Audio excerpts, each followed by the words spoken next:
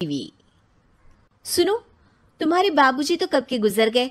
अब उनका जो सामान है वो पड़े पड़े कबाड़ा हो रहा है। बेच ही दो, कुछ पैसे आ जाएंगी। बात तो सही है। अगले संडे फुर्सत में यही करेंगे। अगले संडे रोहित सारा सामान कबाड़ी को घर बुला के दे देता है।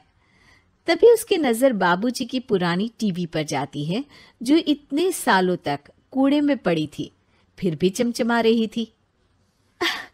टीवी तो देखो, जैसे एकदम नई हो। हाँ, बाबूजी को टीवी देखना बहुत पसंद था। उनका सपना था कि वो टीवी पे आए।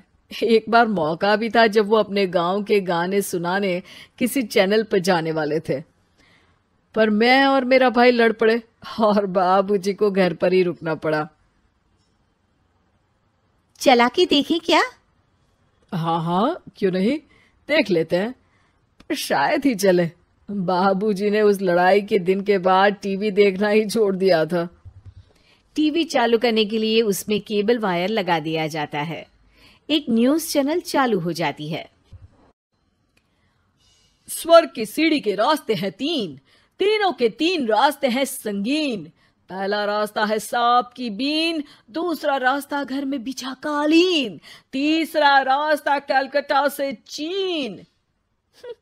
ये क्या बकवास खबर है, कुछ अच्छा लगा दो। अरे आप बोलो तो सही, कोई अच्छी खबर सुना देता हूं।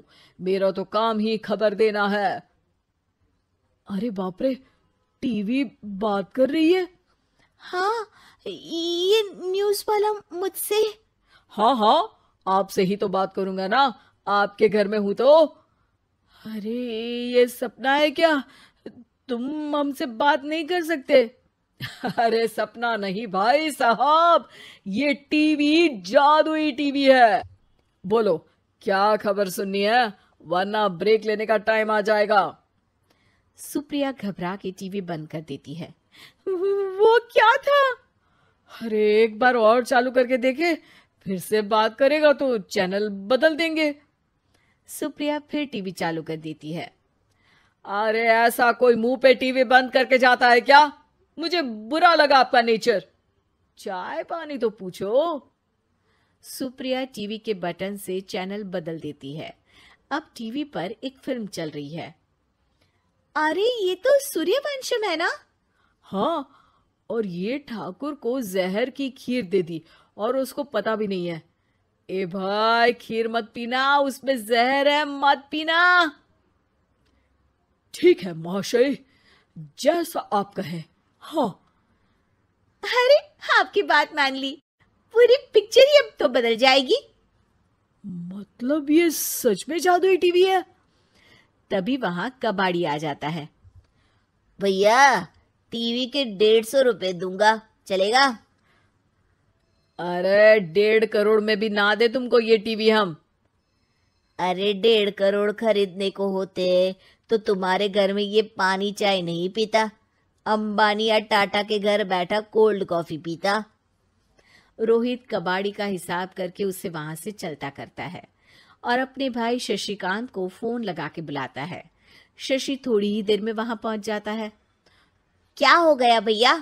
अरे बाबूजी का टीवी याद है? हाँ हाँ, जिसमें घुसे रहते थे हमेशा वो, और अपने को कुछ नहीं देखने देते थे। अरे वो अब जादुई टीवी बन गया है। भैया, आपकी बकवास करने की आदत अब तक नहीं गई। अरे आपके घर में बच्चे हैं, अब तो बड़ों जैसी बात करो। रोहित जाके टीवी चालू कर देता है। टीवी पर एक जादू का शो हो रहा है जिसमें एक जादूगर है। अब मैं अपनी टोपी में से कबूतर निकालूंगा। श्रिंग ब्रिंग शरिंग बम फोपा फुफी फुफा पाउ। टीवी से कबूतर निकलता है और शशिकांत के सर पर आकर बैठ जाता है। भैया, ये क्या हो रहा है? भैया इसे उड़ाओ। ए कबूतर, जा जा, कबूतर चल निकल। अब मैं टोपी में से सांप सुनते ही शशिकांत कांप जाता है और भाग के टीवी बंद कर देता है। भैया, सॉरी भैया, मैं समझ गया ये सच में जादुई टीवी है, पर एक बार और ट्राई करते हैं। पर भाभी, कोई दूसरा चैनल लगाओ। जिसमें डर ना लगे। सुप्रिया टीवी चला देती है और न्यूज लगा देती है। अरे कितने दिनों बाद मुझे याद आया, बताइए क्या खबर सुनाओ। और ये नया आदमी कौन है? ये मेरा भाई है शशिकांत। ओह यस, वही है ना जिससे तुम लड़ लिए थे किसी बात पे, और तुम्हारे बुढ़ाओ पिताजी गुस्सा हो गए थे और टीवी को संन्यास दे दिया था। हैं? तुमको कैसे पता ये सब? इस टीवी में रहने वाले आदमी से लेकर कबूतर तक को तुम्हारे बाबूजी और तुम्हारी बातें पता है, इसलिए तो ये जादुई टीवी है।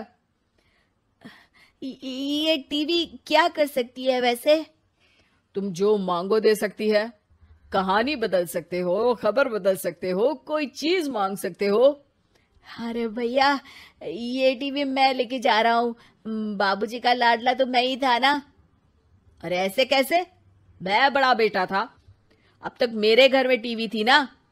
अब तक कहाँ गए थे पिताजी के लाडले? तुम्हारी गलती का एहसास भी है। अरे भैया, ज्यादा ना बोलो वरना भूल गए आपके दांत तोड़ दिए थे मैंने उस लड़ाई में। मेरी बीवी के सामने मेरी बेइज्जती करता है। रुक। दोनों भाई हाथापाई पे उतर जाते हैं। रुक, बताता हूं तुझे कि कौन बड़ा है। अरे छोटे का दम तो देख लीजिए आप।